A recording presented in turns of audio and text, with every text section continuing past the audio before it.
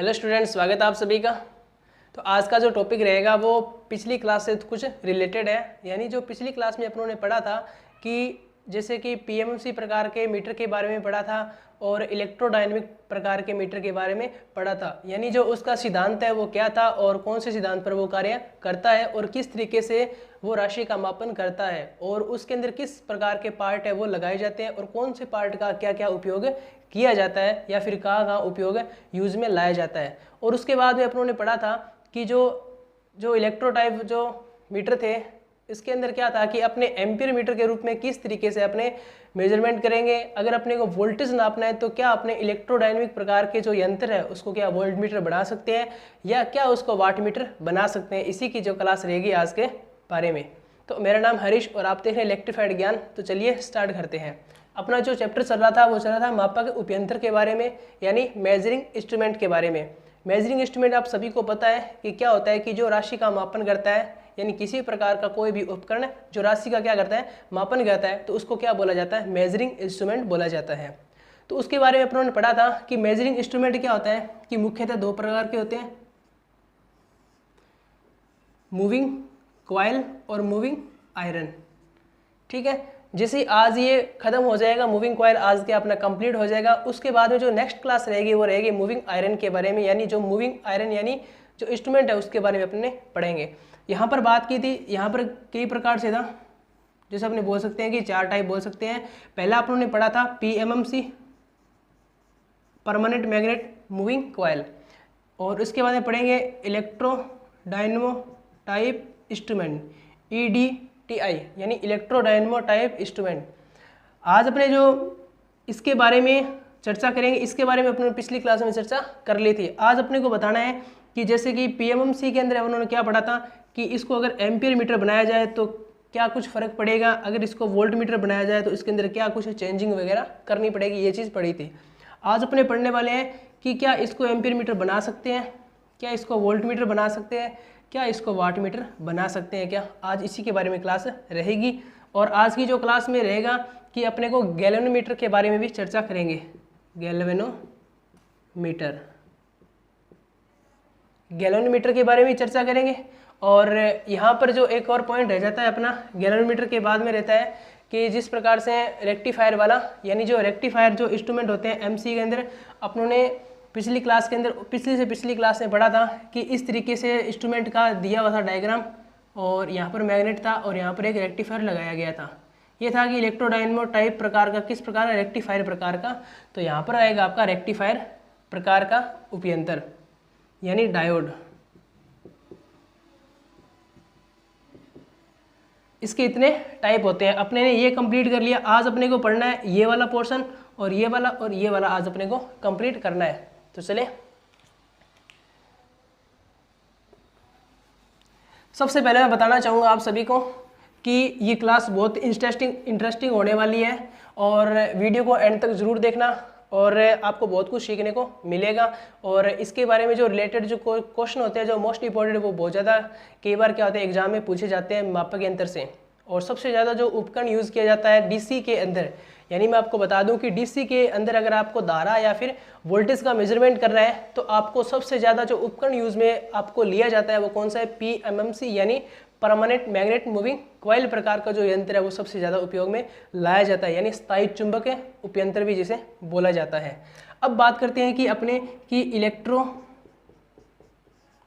Dynamo type metre को अपने किसके रूप में लेना है, आज अपने को एम्पीयर मीटर के रूप में। सबसे पहला जो अपना जो टॉपिक है वो है एम्पीयर मीटर के रूप में।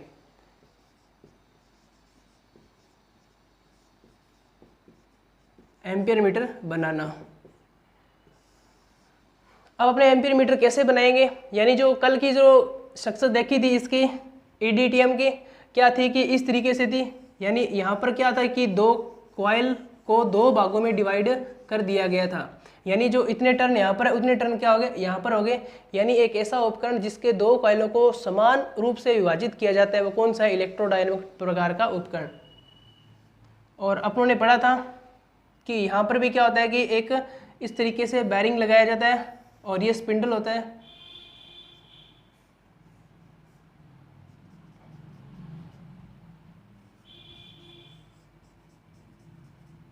यहाँ पर पॉइंटर लगा दिया जाता है, यानी जो पैमाने को बताएगा कि यहाँ पर अपने को किस राशि का मेजरमेंट कितना आ रहा है। इस तरीके से ये स्ट्रक्चर पूरी सेम की सेम है, उस मापक यंत्र की तरह थी। और यहाँ पर एक कॉइल लगा दी थी इस तरीके से, जिसको अपनों ने सप्लाई दी थी। इतना तो अपनी पिछली क्लास में पढ़ा था, ये सभी को आपको याद भी होगा। अब बात करते हैं कि अपने को एम्पियर मीटर के रूप के अंदर अगर एम्पियर मीटर बनाना है तो अपने कैसे बनाएंगे। यानी जो नॉर्मल जो आप मीटर यूज़ करते हो उनके अंदर क्या होता है कि आपको मिली एम्पियर के अंदर धारा या फिर माइक्रो एम्पियर के अंदर धारा आप मेजरमेंट कर सकते हैं, पर ये धारा का मान बहुत ही कम होता है और इससे ज़्यादा धारा को अपने को मेजरमेंट करनी पड़ती है। यानी 240 वोल्ट आ गई, जैसे 415 वोल्ट पर धारा का मान है, क्या होगा तो वो मीटर काम नहीं करेंगे। इसलिए क्या होता है कि एक्स्ट्रा कुछ रेजिस्टेंस लगाए जाते हैं, ताकि उस रेजिस्टेंस के कारण क्या होता है कि जो मीटर होता है उसकी माप सीमा को क्या कर दिया जाता है, बढ़ा दिया जाता है। तो उसी के कारण क्या होता है कि यहाँ पर कुछ चेंजिंग की जाती है रेजिस्टेंस के अंदर और परास को यानी बढ़ाया जाता है, ताकि जो कम धारा मेजरमेंट कर रहे थे वो ज़्यादा से ज़्यादा धारा मेजरमेंट करे और अपने को सही मान या फिर सही राशि का मापन अपने को बताए। अब बात करते हैं कि इसको आपको श्रेणी क्रम में जोड़ना है। ये कौन सी कॉइल थी, उस दिन पढ़ा था, ये थी फिक्स कॉइल, यानी फिक्स कॉइल। और ये भी आपकी क्या है, फिक्स कॉइल। और ये आपकी कौन सी है, मूविंग कॉइल।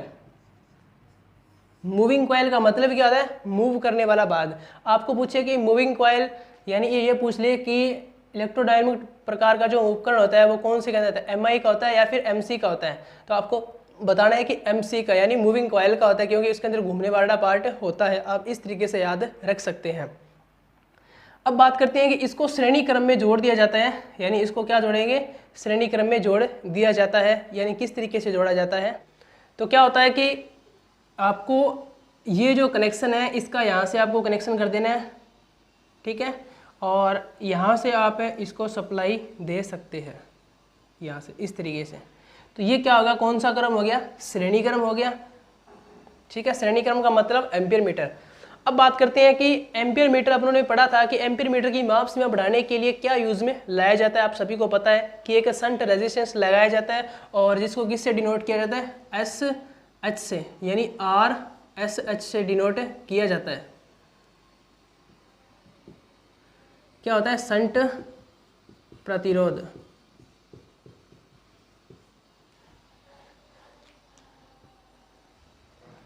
यानी आर एस एच क्या होता है, शंट प्रतिरोध।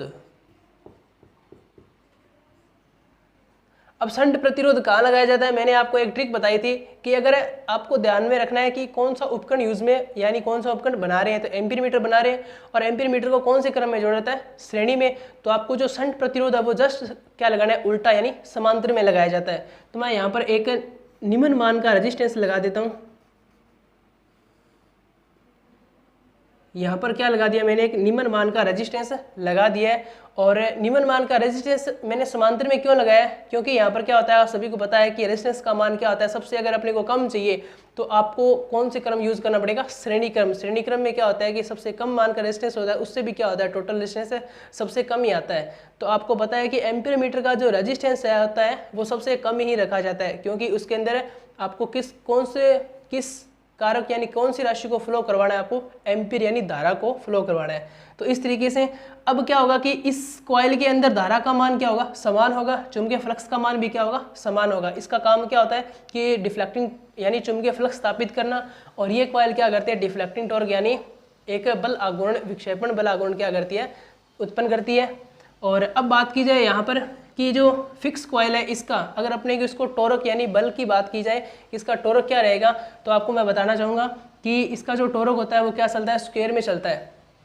स्क्वायर में कैसे आएगा, आप सभी को पता है कि श्रेणी में जोड़ा गया है, तो इसमें जो धारा का मान अगर बात करूँ कि इसमें धारा का मान कितना आ रहा है, 10 एम्पियर आ रहा है, तो इसमें भी कितना आएगा, 10 एम्पियर धारा का मान आएगा, ठीक है, यानी कॉमन धारा आएगी। तो मैं बात करना चाहूँगा कि टॉर्क जो डिफ्लेक्टिंग टॉर्क होगा उसका मान क्या होगा कि फिक्स कॉइल का यानी फिक्स धारा गुणा के अंदर क्या आ जाएगा, फिक्स धारा। इसकी धारा क्या होती है, दोनों सेम हो जाएगी। तो सेम होने के कारण क्या होगा, उसका मल्टीप्लाई, और मल्टीप्लाई से आपको बता कि डिफ्लेक्टिंग टॉर्क का मान क्या आएगा, इसके एफ आई की क्या आ जाएगा स्क्वायर में, एफ आई की क्या आ गया स्क्वायर में। तो यानी यहाँ पर जो टॉर्क रहेगा वो क्या रहेगा इसके स्क्वायर में रहेगा। यानी अगर आपको डिफ्लेक्टिंग टॉर्क यानी टॉर्क का मान अगर आपको बढ़ाना है तो मैं आपको क्या करूँगा कि धारा का मान, अगर डिफ्लेक्टिंग टॉर्क 2 गुना बढ़ेगा तो धारा का मान क्या हो जाएगा 4 गुना बढ़ जाएगा। ठीक है, इस तरीके से। तो आपको जो बता दूंगा कि जिसके अंदर स्क्वायर नहीं होती है वो आपका जो पैमाना किस आकार का होता है यानी किस टाइप का होता है, तो आपको बताना है कि समरूप पैमाना, समरूप पैमाना यानी जिसे बोला जाता है लीनियर। लीनियर क्या होता है कि मैंने बताया था कि इस तरीके से अगर आपके जो इनके बीच का जो गैप है वो अगर सेम आ रहा है तो क्या होगा वो लीनियर होगा यानी समरूप पैमाना। अब यहाँ पर बात की जाए कि स्क्वायर आ रही है तो स्क्वायर में आपको पता है कि पहले अगर मान थोड़ा सा बढ़ा फिर जैसे स्क्वायर में आएगा तो 2 गुना फिर 4 गुना 8 गुना, ऐसे क्या होगा जल्दी जल्दी से बढ़ेगा। यानी अगर सीधा समानुपात में होता तो क्या होता है कि एक स्टेज पे बढ़ता इस तरीके से। अब यहाँ पर क्या है कि स्क्वायर में है, स्क्वायर में क्या होगा कि इस तरीके से जाएगा तो क्या होगा कि इसका पैमाना क्या होगा असमरूप होगा। तो क्वेश्चन क्या आएगा कि एम्पीयर मीटर अगर अपने बना रहे हैं इलेक्ट्रोडायनेमिक प्रकार का तो उसका पैमाना क्या होता है, तो आपको बताना असमरूप होता है। किसके कारण होता है, ओनली फॉर क्योंकि दोनों कॉइल में जो धारा होती है वो क्या होती है स्क्वायर हो जाती है, जिससे कारण डिफ्लेक्टिंग टॉर्क का मान भी क्या होता है बढ़ जाता है। तो ये था एम्पीयर मीटर के रूप में अपने बना सकते हैं और इसको कौन से क्रम में जोड़ेंगे समांतर में, और इस तरीके से क्या रहेंगे ये कनेक्शन रहेंगे। तो आप सभी को समझ में आया। अब बात करते हैं कि अपने वोल्टमीटर का।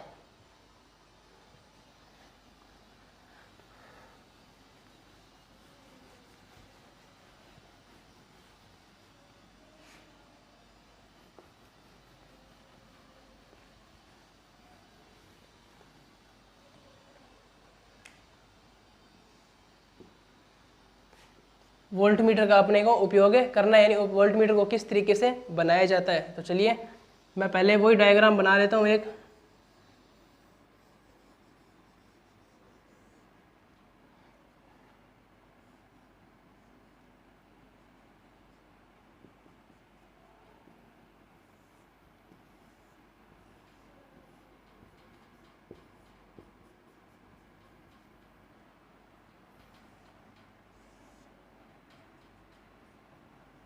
इसका पैमाना भी क्या होगा असमरूप होता है, यानी बाद में खुला खुला आ जाएगा इस तरीके से।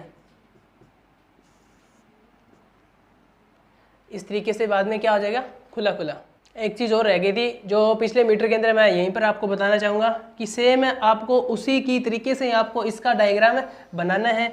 यानी यहाँ पर क्या लगाना है आपको एक शंट प्रतिरोध लगाना है जैसे नॉर्मल मीटर के अंदर लगाया जाता है, और उसको इसी क्रम में ऐड करना है आपको श्रेणी क्रम में।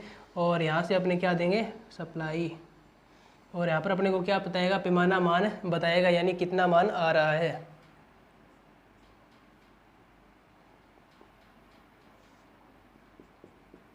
ओके, ये है पॉइंटर, ये 0 और यहाँ पर रीडिंग जैसे कि 5, 10, 15, 20 और 50।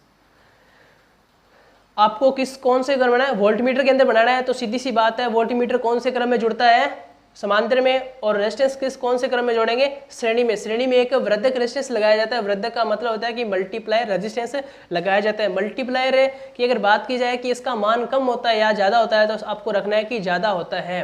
अगर आपसे क्वेश्चन ऐसा भी आ सकता है कि अगर आप किसी भी मीटर की माप सीमा बढ़ा रहे हैं तो 2 प्रकार के रेजिस्टेंस यूज में लाए जाते हैं, एक तो शंट प्रकार का और दूसरा क्या होता है कि वृद्धक यानी मल्टीप्लायर रेजिस्टेंस। तो इन दोनों में से सबसे ज़्यादा मान किसका होता है, तो आपको बताना है कि मल्टीप्लायर का जो रेजिस्टेंस होता है वो सबसे ज़्यादा होता है, और सबसे कम किसका होता है आपको शंट रेजिस्टेंस, जिसका प्रतीक क्या होता है RSH होता है। आपको इतना याद रखना है। अब आपको बता दूं कि इसके कौन से क्रम में जोड़ेंगे, समांतर में अंदर एक रेजिस्टेंस श्रेणी में एक रेजिस्टेंस जोड़ दिया जाता है जिसको बोला जाता है मल्टीप्लायर रेजिस्टेंस, यानी मल्टीप्लायर रेजिस्टेंस RM, और वो क्या था RSH था। अब क्या होगा कि ये कौन सी कॉइल है फिक्स कॉइल यानी IF,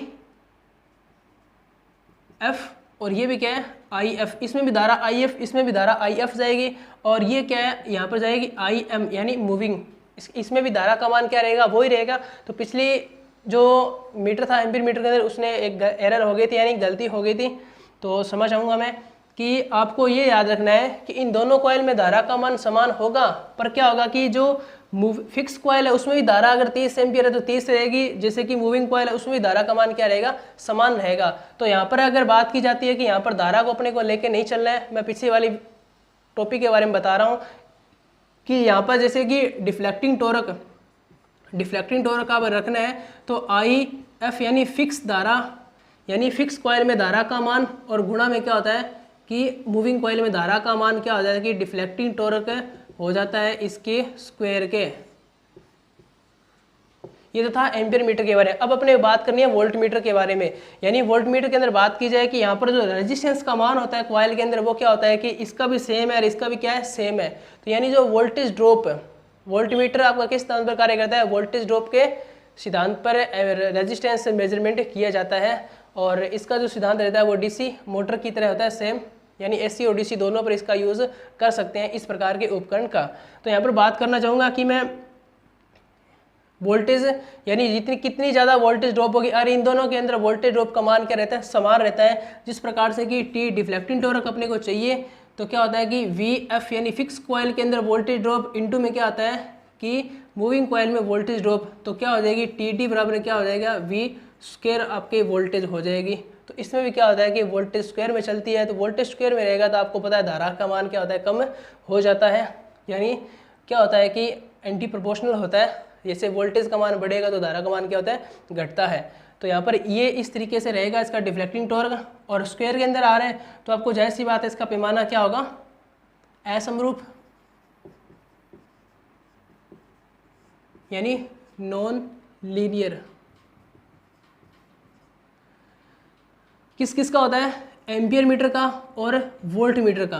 यानी जो स्क्वायर के अंदर पार्ट आएगा स्क्वायर में आता है उसका क्या होता है, असमरूप हो जाता है। पैमाना आपको इतना याद रखना है। अगर कोई से भी क्वेश्चन बन सकता है कि एक वोल्ट मीटर है उसका जो डिफ्लेक्टिंग टॉर्क है वो स्क्वायर में चल रहा है, यानी जो टॉर्क होता है वो धारा के क्या है, वर्ग के समानुपाती है, तो उसका पैमाना किस प्रकार का होगा, तो आपको बताना है कि नॉन लीनियर या फिर आप कह सकते हैं कि असमरूप या फिर अरैखिक पैमाना होता है। ठीक है, तो ये था वोल्ट मीटर के रूप में। अब अपने बात करते हैं वाट मीटर के रूप में। क्या अपने इसको वाट मीटर के रूप में ईटीएम को बना सकते हैं या फिर नहीं बना सकते, तो चलिए बात करते हैं।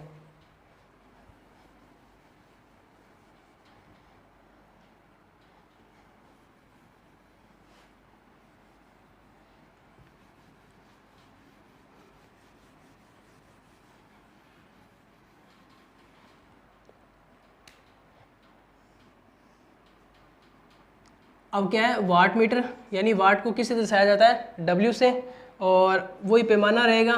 पैमाना इस बार क्या आ जाएगा, यहाँ पर समरूप पैमाना आएगा। आपको बताना है कि वाट मीटर अगर बना रहे हैं तो वाट मीटर का पैमाना किस प्रकार का होता है, तो आपको बताना है कि वाट मीटर का जो पैमाना होता है वो क्या होता है, समरूप होता है। यानी पॉइंटर यहाँ पर, जैसे कि पॉइंटर अपने 0 पे लेके आते हैं,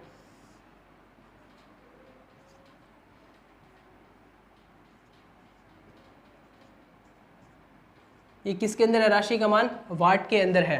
और आप सभी को पता है कि वाट मीटर के कनेक्शन होते हैं वो 4 होते हैं। मैं आपको बताना चाहूँगा कि इस तरीके से वाट मीटर के कनेक्शन किए जाते हैं।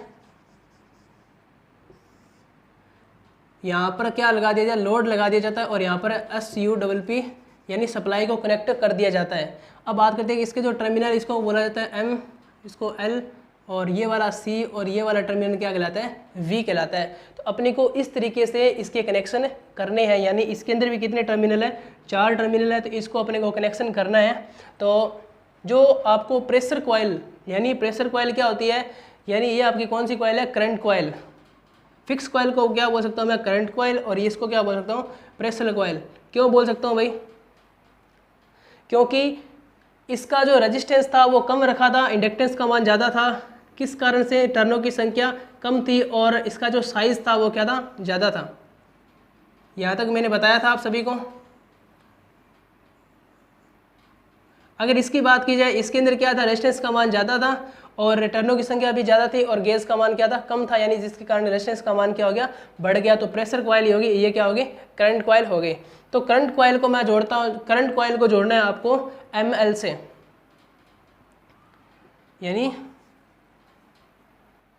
यानी किस तरीके से कि यहाँ पर ये कौन सा टर्मिनल हो गया, M, ये हो गया L, और ये हो गया C, और ये हो गया V।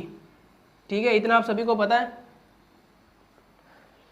अब जैसे कि करंट कॉइल और इस तरीके से आपको जोड़ना है कि M और C को आपको क्या करना है, कॉमन करना है। यहाँ पर क्या हो रहा है, टर्मिनल कॉमन हो रहे हैं, तो M और C को आप इस तरीके से कॉमन कर दो यहाँ पर।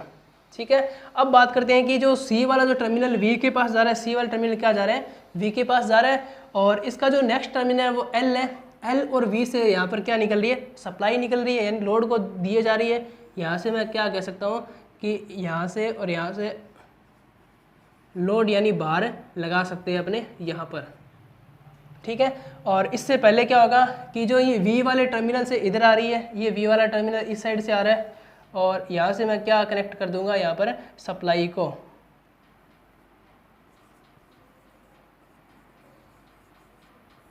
सप्लाई, ठीक है, तो ये हो गया वॉट मीटर के कनेक्शन यानी।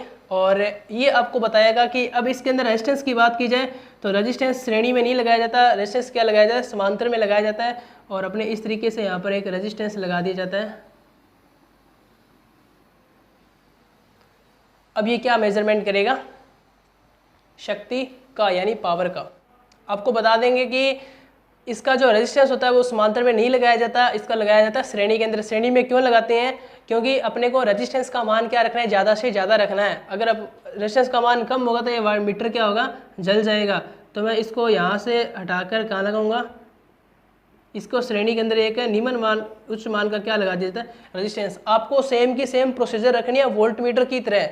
वोल्ट मीटर वाला सेम सिस्टम है, उसको अगर इस तरीके से जोड़ दिया जाता है तो वो क्या बन जाता है, वाट मीटर बन जाता है। वोल्ट मीटर को अपने वाट मीटर बना सकते हैं, बट क्या होता है कि एम्पियर मीटर को वाट मीटर नहीं बना सकते हैं, क्योंकि इसके अंदर रेजिस्टेंस का मान ज़्यादा होता है। और जिसके कारण क्या होगा कि पैमाने या फिर यहाँ पर जो अपने को राशि का मापन मिलेगा वो अपने को सही तरीके से नहीं मिल पाएगा। और रेजिस्टेंस से ज़्यादा होने के कारण क्या होगा कि मीटर सही से रीडिंग नहीं दर्शाएगा, और सही से इसके अंदर जो धारा चाहिए एक्चुअल में वो इसको नहीं मिलेगी। तो इस तरीके से हो जाता है ये कनेक्शन, आपके इस तरीके से कर सकते हो। और इसका जो पैमाना होता है वो क्या रहता है, समरूप रहता है। समरूप पैमाना यानी लीनियर पैमाना बोल सकते हैं। इसका जो उपयोग होता है वो एसी और डीसी सप्लाई के लिए कौन सा मान मापने के लिए किया जाता है, आरएमएस वैल्यू नापने के लिए। आपको पूछा जाए कि एक वाट मीटर कौन सी वैल्यू प्रदर्शित करेगा, तो आपको बताना है कि आरएमएस वैल्यू प्रदर्शित करता है। और इसके अंदर क्या होता है कि लोहे हानियों का मान क्या होता है, कम होता है।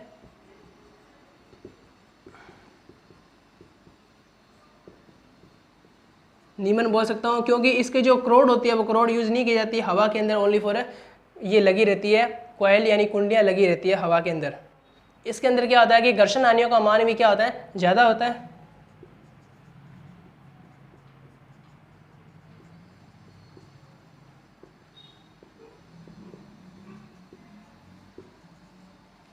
ठीक है, तो ये था एसी और डीसी दोनों पे मेजरमेंट करने के लिए। इसका जो उपयोग होता है, जैसे कि इसका जो उपयोग होता है वो क्या कहाँ पर कर सकते हैं, अपने एम्पियर मीटर के रूप में, वोल्ट मीटर के और वाट मीटर, तीनों की शक्ति को अगर मेजरमेंट करना है तो अपने इस मीटर का उपयोग कर सकते हैं। और ये कौन से सप्लाई पर कार्य करता है, एसी और डीसी दोनों पर कार्य कर सकता है। पीएमसी किस प्रकार का उपकरण है, ओनली फॉर डीसी सप्लाई पर कार्य करता है। तो चलिए नेक्स्ट टॉपिक पे।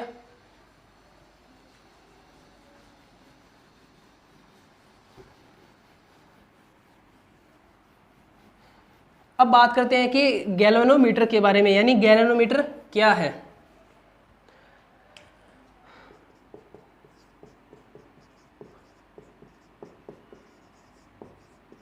गैल्वेनोमीटर आपको मैं बताना चाहूंगा कि आप सभी को पता होगा या फिर किसी को नहीं पता होगा कि जो धारा का मात्रक है वो क्या होता है, एम्पियर होता है। एम्पियर धारा का मात्रक क्यों रखा गया, आपसे क्वेश्चन है, आप मुझे आंसर देना कमेंट बॉक्स में।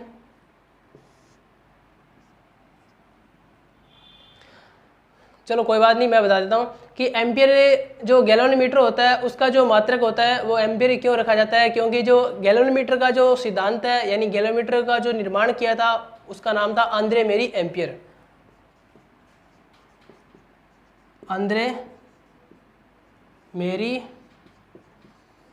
एम्पियर, आंद्रे मेरी एम्पियर एक वैज्ञानिक था जिसने गैल्वेनोमीटर का निर्माण किया था।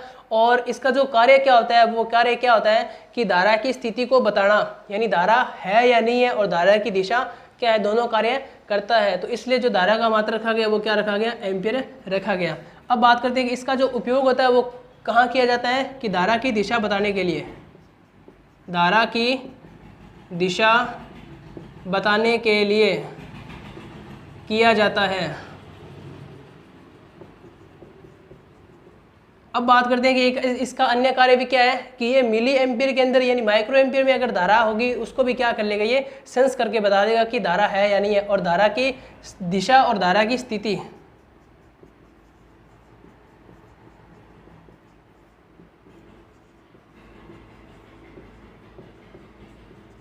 धारा की स्थिति को भी क्या करता है, ये प्रदर्शित करता है। यानी किस तरीके से करेगा, मैं डायग्राम बना के आपको बता रहा हूं कि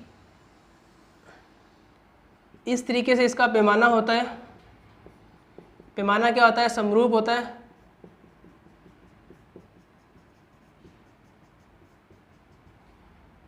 इसका जो पॉइंटर रहेगा गैलन का वो क्या रहता है, एकदम सेंटर यानी बीच के अंदर रहता है। तो क्वेश्चन आ सकता है कि गैलन का पैमाना रहता है दाएं बाएं यानी लेफ्ट राइट या फिर सेंटर में, तो आपको बताना है कि सेंटर में रहता है। इस साइड से चलता है प्लस और यहाँ पर आती है माइनस। अब जैसे क्या होगा, सप्लाई देंगे तो सप्लाई देने पर अगर जो पॉइंटर इस साइड से जा रहा है, इस साइड जा रहा है, तो मतलब धारा की दिशा क्या है, सही है। यानी पहला काम तो इसने कर दिया कि अगर पॉइंटर यहाँ से हिल रहा है यानी अपना विक्षेप दे रहा है, यानी धारा क्या है इसके अंदर मौजूद है, यानी धारा की स्थिति को बताता है कि धारा का मान है या नहीं है। दूसरा काम क्या किया कि अगर पॉइंटर इस दिशा के अंदर आ रहा है तो धारा की दिशा क्या है, गलत है। आप सभी को पता है कि धारा की दिशा क्या रहती है, कि प्लस से लेकर माइनस की ओर धारा चलती है। तो इसने क्या है कि माइनस से प्लस की ओर। अगर अपने टर्मिनलों को एक्सचेंज करके फिर लगाएंगे वोल्टमीटर पे तो क्या होगा, सॉरी गैलोमीटर पे, तो इसका जो विक्षेप है वो इस साइड से आएगा। इस साइड जा रहा है तो धारा की दिशा क्या है, सही, यानी धारा चल रही है प्लस से माइनस की ओर। बस इतना ही है ये ओनली फॉर। आपको याद में क्या रखना है कि आंद्रे मेरी एम्पियर ने इसका निर्माण किया था। इसका क्या काम होता है, धारा की दिशा और धारा की स्थिति को बताने के लिए गैलोमीटर का उपयोग किया जाता है। ये किसका पार्ट है, मूविंग कॉइल का। ठीक है, अब पढ़ते हैं अपने रेक्टिफायर मेथड के बारे में।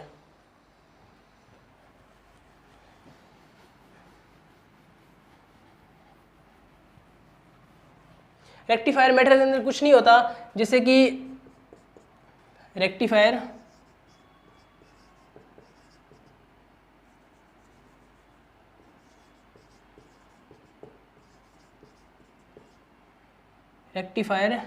Measuring instrument.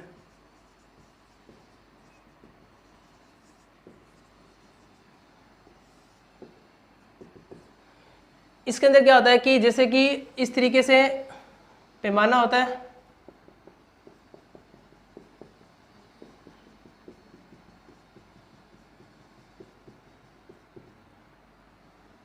और यहाँ पर एक कुंडली लगा दी जाती है और यहाँ पर एक ब्रिज लगाया जाता है। ब्रिज आप सभी को पता होगा, पुल वाला ब्रिज नहीं है, यहाँ पर रेक्टिफायर का एक ब्रिज लगाया जाता है। श्रेणी के अंदर दो दो डायोड जोड़ दिए जाते हैं इस तरीके से। अब क्या होगा कि यहाँ पर जो प्लस प्लस वाला टर्मिनल है वो यहाँ पर एक कॉइल लगी रहती है, उसको दे दिया जाता है, और यहाँ से क्या होता है कि एसी सप्लाई यानी जो अपने को सप्लाई देनी है उसका मान यहाँ पर क्या आता है, सप्लाई। ठीक है, और यहाँ पर लगा दिया जाता है एक पॉइंटर, जो यहाँ पर ये स्पिंडल होगा और इसके पर यहाँ पे एक पॉइंटर लगा दिया जाता है, और ये पॉइंटर क्या करेगा, इस पैमाने पर क्या करेगा, मूव करेगा। तो ये है ब्रिज रेक्टिफायर मेजरिंग इंस्ट्रूमेंट, जो किसका पार्ट है, कि मूविंग कॉइल का एक क्या है, पार्ट है।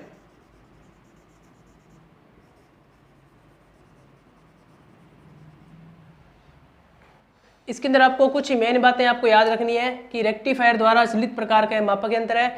ये एसी और डीसी दोनों सप्लाई पर क्या करता है, कार्य करता है। और ये आपको आरएमएस वैल्यू क्या करता है, कि आपको आरएमएस वैल्यू क्या करता है, प्रदर्शित करता है। और उसके बाद में अगर बात की जाए कि इसका जो पैमाना का जो गुणांक होता है उसको सेट किया जाता है फॉर्म फैक्टर पर, और फॉर्म फैक्टर का जो मान होता है वो क्या होता है, 1.11 होता है।